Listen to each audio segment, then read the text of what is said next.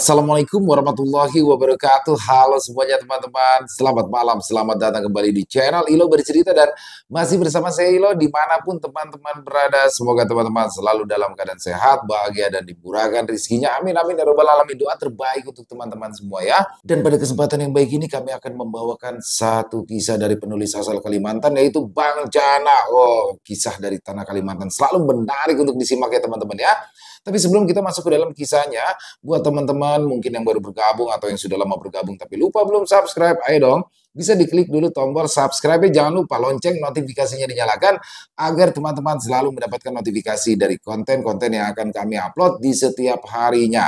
Dan untuk channel Ilo Bercerita ini kami upload setiap hari ya teman-teman ya, setiap malam jam 9 malam waktu Indonesia bagian Barat. Gak pakai berlama-lama lagi, pasti dengan sabaran kan untuk masuk ke dalam kisahnya. Kita langsung saja masuk ke dalam kisahnya, kita berangkat ke tanah Kalimantan. Kisah pekerja bangunan di pedalaman Kalimantan. Mari abad.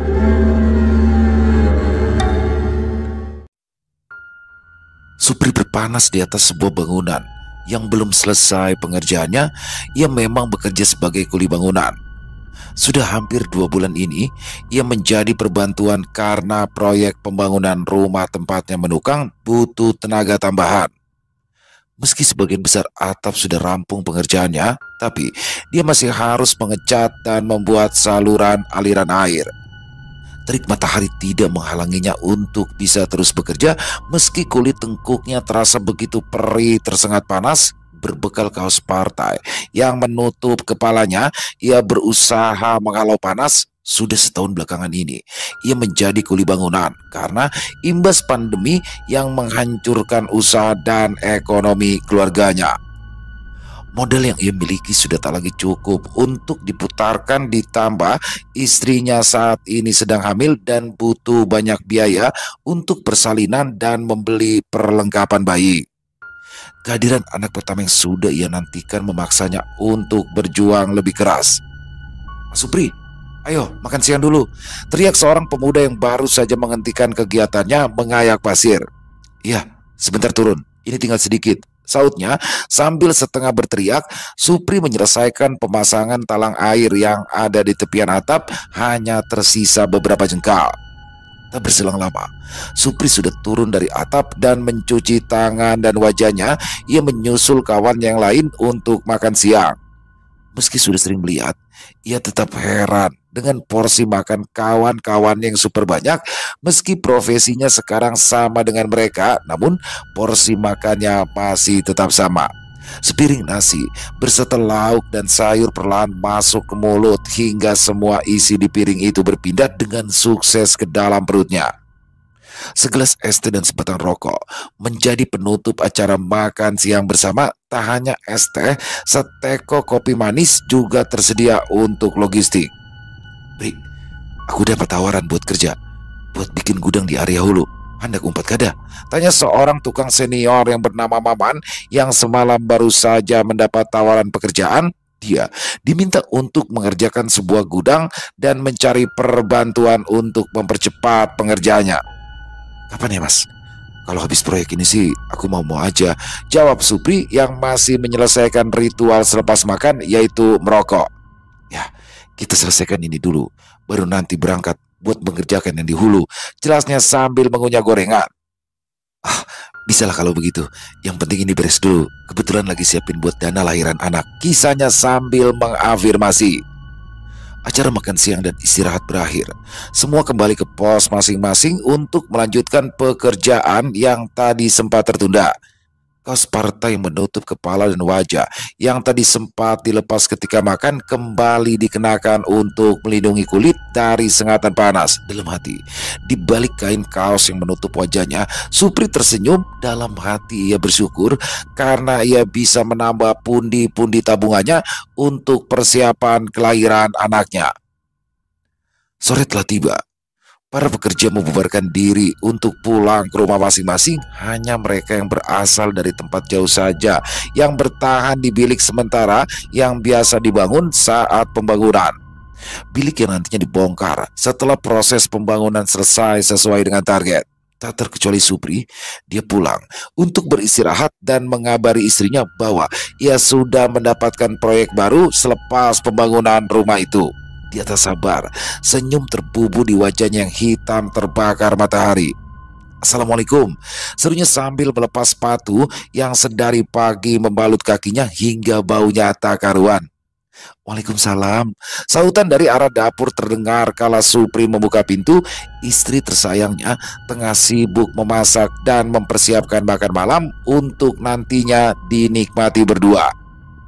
Supri melepas pakaiannya, menyambar handuk dan langsung menuju kamar mandi untuk membersihkan tubuh yang sudah tentu dipenuhi kotoran. Debu dan kotoran yang menempel sudah tentu harus dibersihkan bahkan sebelum melakukan kontak dengan sang istri. Meski keduanya berada di kondisi ekonomi pas-pasan, namun Supri sangat menjaga kesehatan istrinya, ditambah lagi karena sang istri yang sedang hamil anak pertama mereka, anak yang sudah ia nantikan 3 tahun lamanya. "Mas, habis mandi langsung bantuin bersihin kamar ya," pintanya sambil menempelkan tubuhnya ke pintu kamar mandi yang tertutup. "Iya, nanti aku yang bersihin kamar ya," jawabnya di sela suara guyuran air. Suara air menghantam lantai kamar mandi terdengar jelas dari dapur. Rumah yang sederhana dan berukuran tak terlalu besar membuat suara kegiatan di kamar mandi terdengar dengan jelas hingga ke telinga Ani yang tengah memasak. "Ah, segarnya," ucap Supri yang keluar dari kamar mandi sambil melilitkan handuk untuk menutupi tubuh. Ia langsung menuju kamar untuk berganti pakaian dan melakukan apa yang dipinta oleh istrinya. Kamar berukuran 3 kali 4 meter itu tidak memiliki banyak perabot, hanya kasur, lemari pakaian yang mereka gunakan berdua, sebuah meja rias sederhana lengkap dengan kosmetik seadanya. Selesai berpakaian dan membersihkan beberapa bagian kamar yang kotor, Supri keluar dan menunggu sang istri yang tengah menyiapkan makanan di ruang tamu sembari menonton televisi yang menyiarkan tayangan berita. Memang kehidupannya sempat berada di taraf yang sangat baik, namun kini ia harus kembali berjuang setelah usahanya hancur karena pandemi. Namun ia tidak menyerah. Mereka tetap bersama dan membangun kembali puing demi puing. Supri berharap pekerjaan selanjutnya akan menghasilkan lebih sehingga ia bisa kembali menambah modal untuk kembali berjualan. "Mas, tunggu sebentar ya. Sayur masih belum matang, sebentar lagi siap kok," ujar Ani yang berjalan sembari membawa 2 piring nasi. "Iya, tidak apa-apa, ini masih istirahat kok," jawabnya lembut sembari memandang wajah istrinya. Selang 5 menit kemudian, Ani kembali sambil membawa sayur dalam panci kecil. Keduanya makan berdua dengan lahap meski dengan lauk seadanya. Obrolan perihal tawaran kerja tadi dibicarakan pada sang istri. Ani mendukung karena proses kerjanya dinilai tak akan lama, 2 sampai 3 bulan masa kerja tidak akan lama. Selain itu, gaji yang diberikan juga lumayan besar karena proyek yang didapat berasal dari perusahaan supplier minyak. Pembicaraan pesutri muda itu terasa hangat, ditambah makanan sederhana yang dibuat dengan penuh rasa tulus Ani pada sang suami. Malam menjelang, rasa lelah menggelayuti keduanya. Ani yang sedang hamil muda memang dilarang untuk mengerjakan pekerjaan rumah yang berlebihan karena cepat lelah. Ditambah Supri yang sudah seharian bekerja dan membantu istrinya mengerjakan urusan rumah membuatnya sangat lelah. Hanya dalam hitungan menit, dengkuran terdengar dari nafas yang berat. Lelap langsung menyergap, matanya yang berat, tubuhnya terasa begitu letih dan juga sakit. Ia bahkan menempelkan beberapa koyo cabai di pundak dan pinggangnya. Sama dengan Ani, wanita itu terpejam meski sesekali terjaga di beberapa waktu. Sesekali ia menoleh sambil memandangi wajah lelah dari suaminya. Terkadang ia tersenyum terenyuh jika mengingat perjuangan sang suami yang rasanya berat namun masih mau mengurus dan menjaganya. Satu hal yang membuatnya khawatir, beberapa waktu ke depan ia akan ditinggalkan untuk bekerja di tempat jauh. Dia hanya berharap jika semuanya akan baik-baik saja hingga pada saatnya mereka kembali bersama. Dalam pandangannya ke wajah sang suami, air matanya menetes tipis hingga akhirnya tertidur. Hari yang ditentukan telah tiba. Ani dan Supri saling berpandang dengan wajah terharu, juga sedih saat perpisahan telah ada di depan mata. Meski perpisahan itu tak berlangsung lama, hanya beberapa bulan, namun rasanya berpisah tetap terasa menyedihkan. Keduanya berpelukan. Punggung tangan Supri diciumi oleh Ani sebagai bentuk hormatan kepatuhannya pada sang suami. Sekilas, Ani memalingkan wajahnya karena tak ingin air matanya yang mulai menggenang terlihat oleh suaminya. Aku pergi dulu ya. Jaga rumah. Jangan terlalu capek. Masak seperlunya saja. Kalau perlu, pesan makan saja ya. Ucapnya sembari membelai kepala istrinya. Iya, jawabnya lembut sambil menganggukkan kepala. Supri melangkah menjauh ketika seorang lelaki tiba dengan sepeda motor dan menjemputnya. Keduanya melambaikan tangan sebagai tanda perpisahan yang diharap tidak akan lama. Peralatan dikumpulkan di ransel, palu, gerinda, mesin ketam kayu, juga berbagai obeng dan bor dibawa untuk memudahkan proses pengerjaan. Sekilas, mereka seperti orang yang ingin berangkat untuk berkemah atau mendaki gunung. Mas, nanti kita ke sana naik apa ya? Dijemput atau bagaimana? Tanya Supri yang baru pertama kalinya diajak bepergian ke area hulu. Nanti dijemput. Terus menyeberang pakai kapal tambangan. Sebenarnya sih ada jalur yang kada perlu nyebrang, tapi harus memutar. Nah, gitu kebanyakan kendaraan proyek yang lewat sana. Jelas Maman yang mengajaknya. Di sana disediakan mes atau gimana ya Mas? Lanjut Supri yang merasa belum mengenal area yang hendak mereka tuju. Oh itu, nanti disediakan rumah buat kita tinggal barengan. Tapi paling-paling ya dipakai sementara. Kan habis itu kita akan bangun bedeng buat kita tinggal di lokasi, terangnya. Hal itu membuat Supri merasa sedikit tenang karena ia merasa tak nyaman jika berada di tempat yang tak ia kenali dan jauh dari manapun. Yes, kalau begitu aman, sautnya sembari menghisap rokok di sela-sela jarinya. Hari hampir meninggi ketika satu unit mobil berukuran besar tiba di rumah Maman. Tak hanya Supri dan Maman, mereka berangkat bersama 3 orang lain yang baru saja ditemui oleh Supri. Berbekal beberapa roti, camilan, dan berbotol-botol air minum, mereka berangkat menggilas aspal yang mulai panas. Mereka berlima menyusuri jalan menuju kota sebelah. Jalanan dari beton terlihat kontras jika dibandingkan dengan jalur yang tadi sempat mereka lewati. Perubahan kontur dan bahan jalanan adalah pertanda mereka sudah memasuki kabupaten sebelah. Kota kabupaten merupakan area paling besar di provinsi ini, justru terlihat seperti kota kecil yang tak banyak gedung. Bangunan berlantai 4 menjadi gedung terbesar, tertinggi, dan termegah di ibu kota kabupaten. Selain itu, hanyalah gedung-gedung besar berlantai 2 yang atapnya menjulang dengan antena besi di pucuknya. Dari jalan utama, mereka terus menggilas jalanan dari beton yang perlahan semakin mengecil. Lebih 1 jam, mereka mulai memasuki jalanan yang tak sebagus biasanya. Beberapa lubang terlihat terisi air serupa kubangan. Sesekali, mobil yang mereka tumpangi terasa terguncang kala roda masuk ke lubang yang tak diketahui dalamnya. Perlahan, mobil yang mereka tumpangi melambat kala memasuki jalanan dari kayu ulin yang dekat dengan sungai. Mereka menyusuri jalanan kayu hingga benar-benar berhenti di sebuah dermaga. Kapal tambangan berukuran besar bersandar berjajar menunggu mobil dan kendaraan lain untuk menyeberang. 5 orang keluar dari dalam mobil untuk merokok sembari mengantre bersama mobil lain yang lebih dulu menunggu. Ayo, sudah waktunya kita naik, ajak sang sopir yang melemparkan rokoknya ke air lalu bergegas kembali memasuki mobil. Mereka menyusul memasuki mobil. Kemudian mobil yang mereka tumpangi bergerak perlahan untuk naik ke kapal tambangan yang sudah menunggu. Sejenak kapal bergerak karena tekanan berat mobil. Selepas berhasil memarkirkan mobil di atas kapal, mereka pun keluar untuk melihat pemandangan. Matahari sudah mulai condong ke arah barat. Supri menatap sekeliling dan aliran air sembari merokok dari kejauhan. Dia melihat sesuatu berwarna hitam yang melawan arus air. Sekilas Supri menganggap jika itu adalah ular air yang melawan arus, namun ukurannya terlalu besar. Ia membicingkan mata. Semakin ia menatap, maka terlihat jelas bahwa itu bukanlah ular atau binatang lain.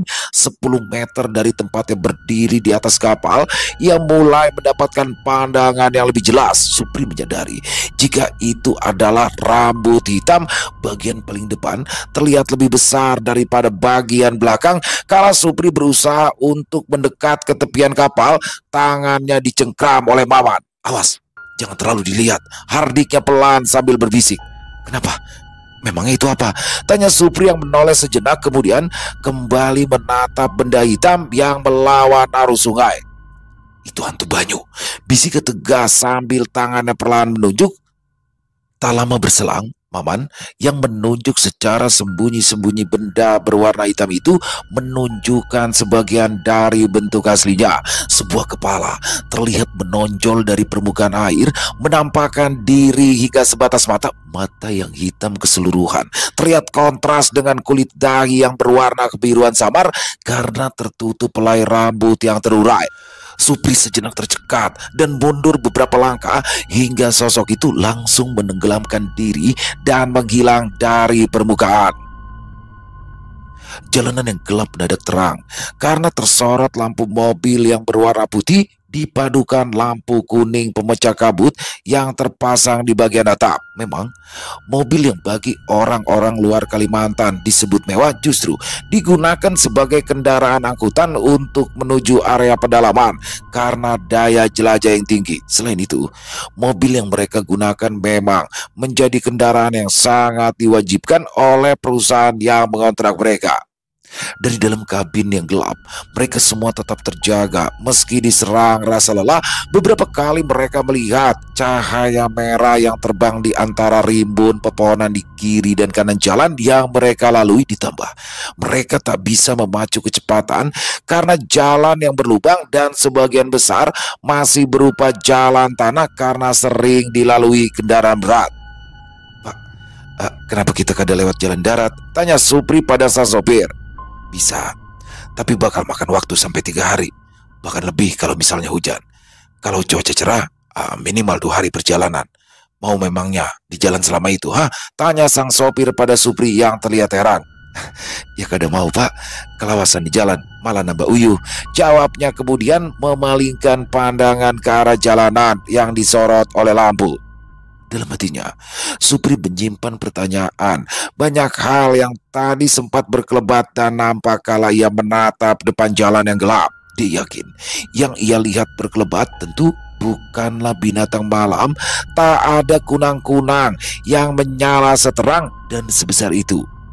Cahaya merah yang sempat terlihat ia perkirakan sebesar kepalan tangannya. Lantas kunang-kunang macam apa yang pantatnya mengeluarkan cahaya sebesar itu? Supri berdoa pelan tanpa suara sambil saling meremas jemarinya sendiri. Dia paham sekarang sedang berada di tempat yang sama sekali tidak ia kenal. Bagaimanapun ia harus menjaga diri dan perilakunya juga tidak bertindak dan bertanya sembarangan. Bisa jadi apa yang ia takutkan, apa yang ia pernah dengar sedang berada di sekitarnya. Sedari remaja, dia memang kerap mendengar cerita-cerita lokal yang konon katanya masih tetap ada di area-area tertentu.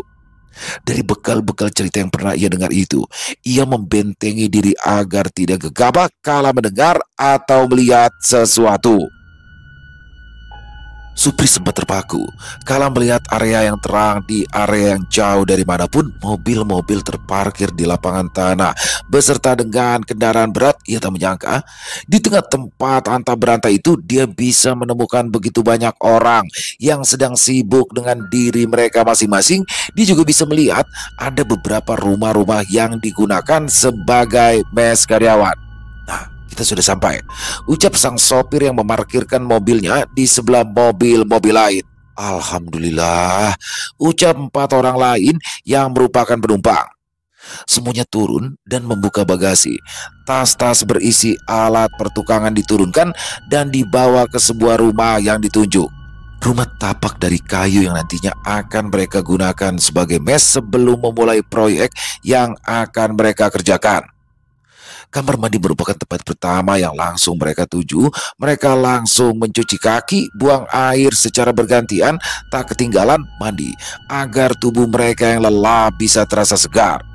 Satu dirasa tak nyaman adalah air yang mereka gunakan untuk mandi adalah air tanah yang sedikit berbau dan agak keruh. Supri dan Maman yakin ini hanyalah karena mereka baru tiba dan belum beradaptasi dengan kondisi yang mereka temui. Pada akhirnya, mereka akan terbiasa dengan keadaan yang ada di sekitar mereka.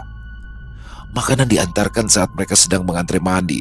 Meski sudah lewat jam makan malam, keempatnya makan dengan lahap karena rasa lapar yang sudah mereka tahan karena tak sempat makan di perjalanan. Mereka hanya makan roti dan juga bekal yang sudah mereka beli sebelum berangkat. Untuk sebagian, mereka menganggap sudah memulai petualangan baru di tempat yang baru, namun mereka tak sadar bahwasanya petualangan yang sebenarnya bahkan belum dimulai sama sekali, terutama untuk Supri dan Maman. Pagi menyingsing, suara alat berat sudah terdengar menggelegar saat kendaraan beroda besar itu mulai berangkat menuju lokasi tempat penggalian. Ya, mereka dikontrak oleh salah satu perusahaan tambang. Namun, yang akan mereka kerjakan ini tidak ada hubungan langsung dengan pertambangan. Mereka diminta untuk membangun sebuah gudang bahan bakar yang letaknya tak jauh dari lokasi penggalian. Sudah tentu, lokasi itu tidak berada dekat dari tempat mereka tinggal dan oleh karena itu mereka nantinya akan membangun rumah kecil untuk beristirahat hingga dijemput saat sore hari. "Mari mas, sarapan dulu," ajak seorang berbadan tegap yang menjadi pengawas di tempat itu. Mereka berempat sarapan bersama pekerja yang lain. Maman, Supri makan dengan lahap. Supri yang tadinya tak banyak berbicara dengan dua orang lain akhirnya mulai berkenalan dengan mereka. Dua orang pria muda berusia awal 20-an yang bernama Jami dan Sigit. Keduanya masih sanak keluarga dari Maman yang baru tiba dari Tasikmalaya.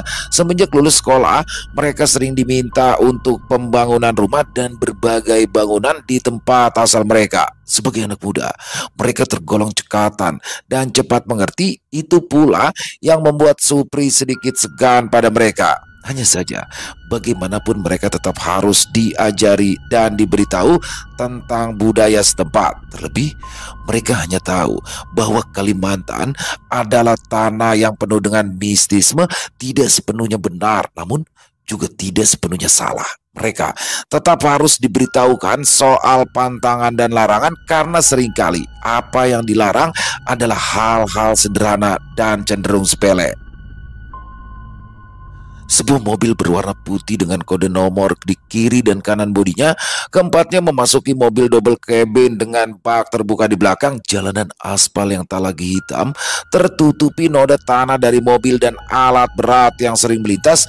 Keadaan berbanding terbalik jika dibandingkan saat malam mereka tiba. Sejauh mata memandang, mereka bisa melihat pepohonan rindang. Sesekali ada bagian hutan yang hilang dan berganti jalur-jalur untuk memasuki tambang. Setengah jam kemudian, mereka pun berbelok menuju lokasi yang akan dibangun gudang.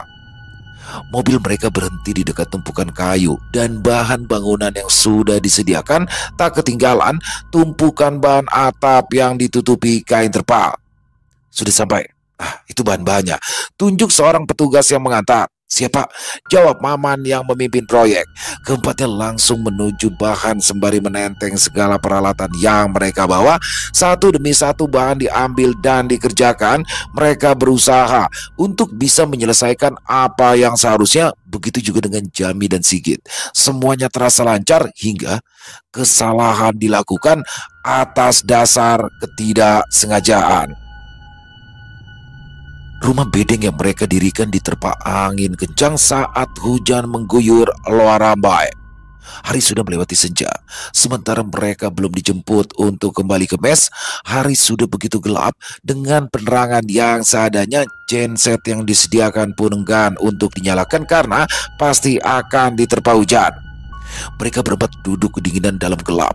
Suara-suara aneh mulai terdengar dari luar rumah bedeng yang mereka tempati. Suara kikik tawa terdengar dari kejauhan. Suara yang tak lazim terdengar. Sigit dan Jami saling menatap kala mendengar suara seperti raungan kilat menyambar seiring derai hujan yang menghantam atap dan dinding bangunan. Di bawah naungan atap seng yang melindungi mereka, di antara kilat cahaya dari celah ventilasi, mereka melihat bayangan aneh. Sesuatu bermata merah dengan bulu lebat tengah mengintip dari lubang yang tak sepenuhnya tertutup. Mereka butuh bantuan. Sementara jemputan tak kunjung datang. Berbeda dengan Supri dan Maman yang dari tadi mencoba mencari sinyal, keduanya terpaku untuk menelpon penanggung jawab proyek. Sejenak keadaan terasa mencekam, namun dalam kondisi genting, secerca cahaya terlihat dari kejauhan. Apa yang mereka nantikan akhirnya pun tiba. Satu unit mobil 2 kabin dengan bak terbuka tiba dan langsung berhenti di depan rumah bedeng tempat mereka berteduh. "Cepat, nanti keburu banyak genangan, jalanan bisa amblas," teriak sang sopir yang menjemput. Kali ini mereka tertolong, tapi entah esok atau lusa. "Pak, nanti jemputnya jangan lewat jam 5:30 dong," pinta Sigit pada sopir yang bertugas menjemput mereka. "Kenapa memangnya?"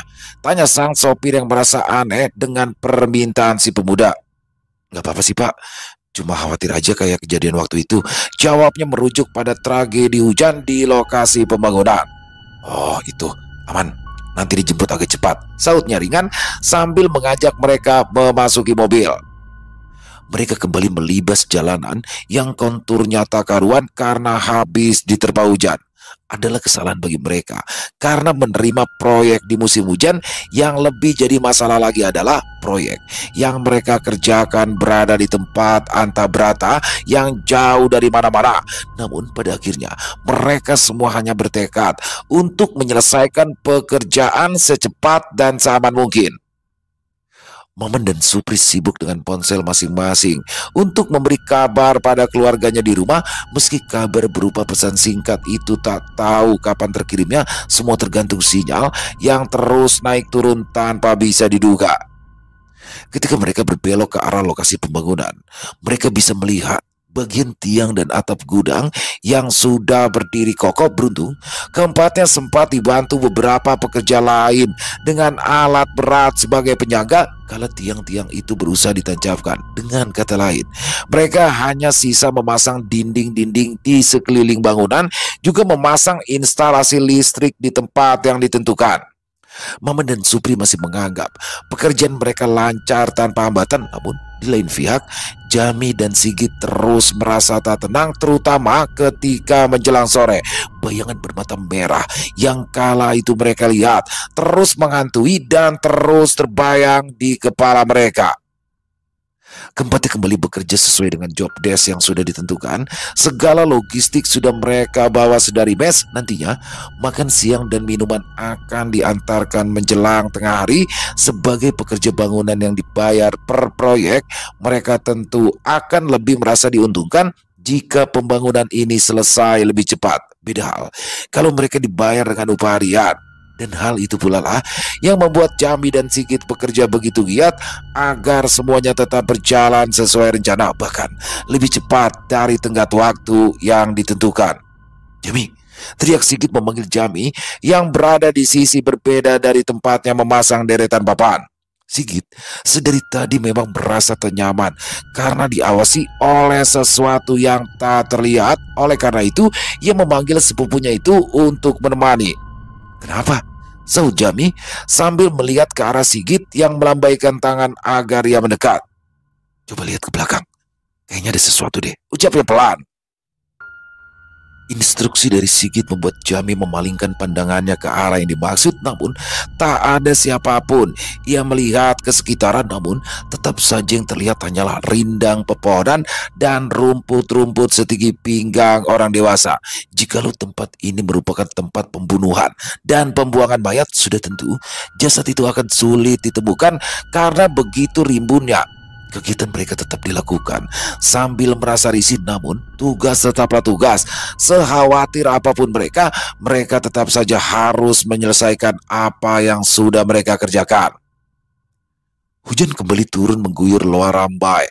Tanah kembali basah, dedaunan dan rumput bergoyang diterpa angin dan diguyur hujan. Di satu sisi, mereka merasa beruntung karena bisa beristirahat lebih cepat dari sebelumnya. Namun, di sisi lain, Jami dan Sigit merasa khawatir. Mereka takut jemputan yang seharusnya tiba setengah jam lagi akan kembali terlambat hingga mereka terserang teror yang tak diinginkan. Petir menyambar dengan diawali kilat yang menerangi. Gelegar terdengar sambaran-sambaran cahaya putih kemerahan serupa akar terlihat di kejauhan. Dua pemuda itu semakin khawatir karena mobil yang menjemput mereka tak kunjung tiba. Namun malang tak dapat ditolak kala ponsel Maman berdering dan menunjukkan nama sopir yang mengantar mereka. "Pak Maman, jalanan menuju area pembangunan gudang terhalang pohon tumbang. Kayaknya bakalan terlambat. Bisa sampai dekat tengah malam kalau kendaraan berat lambat datang. Tolong sabar dulu ya." Dari seberang sana, suara sang sopir terdengar dikeraskan karena suara guyuran hujan. "Baik Pak, semoga bisa secepatnya. Di sini terlalu dingin Pak, takutnya ada tampias air yang masuk," jawabnya. Setelah percikan air ia rasakan lolos dari lubang ventilasi. 2 jam mereka terjebak dalam kondisi itu, bisa-bisa mereka masuk angin. Mendengar kabar itu, Sigit dan Jami merasa semakin khawatir. Supri yang melihat gelagat aneh dari dua rekannya itu mencoba mendekat sambil merapatkan tubuh. Mereka duduk berjajar begitu rapat agar bisa menghalau dingin. Supri duduk sembari memeluk lututnya, sembari memperhatikan pintu rumah bedengan yang terus bergoyang diterpa angin. Lain hal dengan Jami dan Sigit. Keduanya terlihat gelisah sambil menatap sekeliling ventilasi. Mereka akan berada di kegelapan lagi, dalam hujan, dalam teror yang mencekam. Keadaan masih dirasa kondusif hingga tepat gelap datang menjemput malam. Suara derak gesekan di atas atap seng terdengar nyaring dan begitu kontras jika dibadukan dengan rentetan gempuran air hujan. Keempatnya mendongakkan kepala, menatap arah sumber suara derak yang awalnya berasal dari tengah atap, perlahan merayap menjalar menuju tepian atap, mirip benda keras yang digesekkan di permukaan atap seng yang bergelombang. Maman dan Supri merasa penasaran, sementara Sigit dan Jami langsung ketakutan karena menyadari apa yang hadir di atas mereka. Supri tersiap kala ia menangkap 2 buah titik berwarna merah menyala dari luar ventilasi. Titik serupa mata dengan bayangan hitam yang seolah mengintip tubuh mereka yang kedinginan. Supri mencoba menendang kaki Maman yang berada di depannya. Ketika Maman menoleh ke arahnya dengan berbekal senter dari flash ponsel yang ia pegang, Supri langsung memencongkan bibirnya menuju ke arah ventilasi. Entah bagaimana, Supri mengerti dan menatap arah yang dimaksud. Supri terkejut kala sepasang mata masih memandangi mereka. Sesekali mata itu berkedip. Kilat menyambar menerangi area luar rumah bedeng tempat mereka berteduh. Seketika apa yang sedari tadi mengintip mereka terlihat dengan jelas, meski hanya sebatas wajah yang sebagian besar tertutup papan. Sosok aneh serupa orang utan dengan bulu dan mata merah tengah mengintip mereka dari luar. Petir menggelegar mengagetkan keempatnya hingga terlonjak tanpa aba-aba.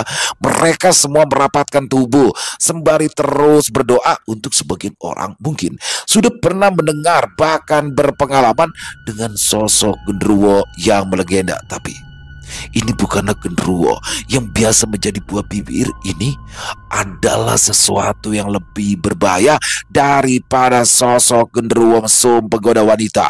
Satu spesies lelembut yang tak pernah mereka mengerti akan eksistensinya. Duk, di dinding digedor dengan kerasnya. Belum ada tanda-tanda mobil jemputan akan tiba. Sudah tentu suara yang terdengar itu berasal dari makhluk yang tidak mereka kenal namanya. Sambil mengintip, makhluk itu memiringkan kepala sembari memasukkan satu tangannya melewati lubang ventilasi yang menganga.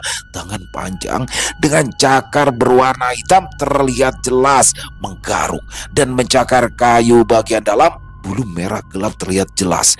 Kala sinar ponsel itu diarahkan, ya, itu bukan orang utan, bukan genderuwo, itu adalah Maryaban. Supri tak pernah melihat hal aneh yang nampak di hadapan mereka. Pun dengan ketiga rekannya, baginya ini adalah saat paling mencekam yang pernah ia rasa. Di satu sisi ia takut jika makhluk itu masuk lalu akan membunuh mereka, namun di sisi lain dia khawatir akan dikejar saat membuka pintu dan mencoba berlari menjauh. Nyawa mereka berada di ujung tanduk. Mereka berempat masih mengira jika itu hanyalah binatang liar yang tak pernah teridentifikasi sebelumnya, namun sesungguhnya yang hadir di hadapan mereka lebih dari itu. Gimana ini Pak Maman? Tanya Supri pada Maman yang bingung. Kalau lari berani, tanya Maman pada ketiga rekannya itu. Ayo, saut Sigit dan Jami. Bagi mereka, berlari jauh lebih baik daripada harus menunggu dan mati ketakutan. Makhluk yang ada di hadapan mereka bisa saja masuk lalu membunuh mereka semua. Jikalau ada cara untuk meloloskan diri, maka lari adalah jawabannya. Siap ya. Maman memasang aba-aba. Mereka berhitung tanpa suara. Kala Maman memegangi pintu dan siap membuka, brak! Keempatnya langsung berlari di bawah guyuran hujan. Secepat kaki mampu melangkah, Sigit yang sedikit terseok kala kakinya menginjak gundukan tanah bekas roda dan hampir terjatuh. Beruntung ia masih bisa menyeimbangkan tubuh. Mereka berbelok ke arah kanan menuju jalur utama arah mereka datang. Dari kejauhan, sosok itu masih terus mengikuti mereka lewat rindang-rindang pohon. Hanya saja mereka tahu kalau dahan-dahan itu sama sekali tak bergoyang, layaknya dahan yang dijadikan tumbuhan. Serak, serak. Sigit mencoba menoleh ke arah sumber suara. Suara yang terdengar dari rumputan tak jauh dari tempatnya berlari. Suara derak-derak itu terdengar terus mengikuti. Ia berusaha menyusul Supri, Maman dan Jami yang tak mengapa menjadi lebih cepat darinya. Ketakutan yang teramat sangat benar-benar menaikkan level adrenalin mereka hingga ke puncak. Namun sial, tak pernah tertera dalam penanggalan apapun. Puh! Sigit yang terpaku dengan rak suara yang mengejar mereka menjadi tak awas dengan langkah. Dengan jarak pandang yang terbatas, meski mata mereka sudah beradaptasi dengan minimnya cahaya, namun sambaran kilat bisa membutakan mata mereka dalam sekejap. Tolong! Sigit berteriak kencang kala sebuah tangan dengan kuku panjang dan tajam mencengkram kakinya hingga terluka. Ia yang tersungkur kemudian menghilang dari pandangan mata. Ketiga orang itu berhenti sejenak dan menoleh ke belakang. Sigit telah hilang. Di satu sisi, Supri, Maman dan Jami ingin kembali berbalik dan mencari Sigit. Di sisi lain, rasa takut menggelayuti pikiran mereka. Nyali mereka tak sebesar itu. Ditambah dengan keadaan hujan dan gelap, tentu bukanlah hal yang mendukung pergerakan itu. Mereka berteriak-teriak sembari terus berlari meminta tolong hingga di sebuah tikungan cahaya terang terlihat berikut beberapa orang dan satu alat berat yang tengah menyingkirkan pohon yang tumbang. Tolong, Sigit hilang, tolong, ucap Maman yang terengah sembari menjatuhkan tubuhnya di tepi jalan yang dekat dengan satu gundukan. Maksudnya apa? Tanya sang sopir yang merasa bingung karena pekerjaannya hanya tersisa 3 orang. Ketiganya membisu karena tak mampu menjelaskan kejadian yang terasa begitu cepat. Supri hanya bisa menunjuk-nunjuk ke arah asal mereka berlari. Sebisanya mereka ingin cepat mendapat bantuan. Nyatanya butuh lebih dari 30 menit hingga pohon tumbang itu benar-benar bisa disingkirkan. Proyek pembangunan pun terpaksa dihentikan. Beberapa pekerja yang seharusnya menuju lokasi pertambangan diminta membantu pencarian. Tak ketinggalan, beberapa petugas keamanan dan warga lokal itu berkeliaran menyusuri tempat yang diduga menjadi lokasi hilangnya Sigit malam tadi. Dupa dibakar, berikut wewangian, mantra berbahasa yang tadi mengerti Supri, Maman dan Jami dilantunkan. Rasanya begitu merdu dan magis dalam waktu bersamaan. Ini sulit. Dia ditangkap makhluk yang jahat, ucap seorang penduduk lokal yang mengerti dengan dunia sebelah. Maksudnya? Tanya Maman. Ini, ucapnya singkat sembari mengambil beberapa helai bulu berwarna merah gelap yang tergeletak di antara rerumputan. Teman kalian ditangkap Maryaban. Lanjutnya tanpa menjelaskan apa yang dimaksudkan. Lalu bagaimana Pak? Tanya Mamat lagi yang merasa takut sekaligus gundah. Nasibnya terlalu buruk untuk disebut. Ikhlaskan, pada waktunya nanti dia bakal ditemukan. Jawabnya dengan bahasa Indonesia yang kaku dan teramat dipaksakan. Kesedihan menaungi ketiganya. Proyek yang seharusnya bisa berjalan dengan lancar dan segera rampung itu terpaksa harus ditinggalkan, meski mereka semua tetap dibayar sesuai perjanjian, namun semua itu harus ditebus dengan rasa kehilangan. Sudah, balik aja dulu. Kena dikabari Mun Sigit ketemu. Sudah, kalian pulang saja dulu, nanti akan dikabari kalau Sigit sudah ketemu, ucap pimpinan proyek yang menyewa jasa mereka. Meski berat, pada akhirnya mereka pun dipulangkan dengan uang di tangan, juga rasa kehilangan. Proyek yang sudah sisa beberapa bagian pada akhirnya dilanjutkan para pekerja secara bergantian. Bagi Maman, rasanya begitu getir karena keponakan yang harusnya menjadi tanggung jawabnya justru menghilang tak tahu rimbanya. Takdir sudah dituliskan, tugasnya kini hanya menerima suratan. Supri sudah kembali bersama istri yang menunggunya sekian lama. Rumah terasa begitu hangat kala kedatangannya, disambut dengan makanan enak dan senyum dari dia yang tercinta. Ia bahkan merasa rumahnya yang kecil seperti istana berbeda jauh dengan keadaan Supri. Maman dan Jami justru dirundung duka. 4 hari setelah kepulangan mereka, kabar buruk pun sampai di telinga. Sigit ditemukan tak bernyawa dengan beberapa luka cakaran di perut dan juga leher. Beberapa kecil bagian lengannya juga hilang karena gigitan yang entah apa. Dari identifikasi, kematian Sigit disebabkan oleh binatang buas, namun tidak menurut warga sekitar, juga Jami dan Maman. Sigit hilang dan tewas bukanlah karena binatang, namun karena makhluk aneh yang lebih buas dari makhluk sejenis yang mereka kenal, Maryaban. Bukanlah genderuwo yang sering dikisahkan.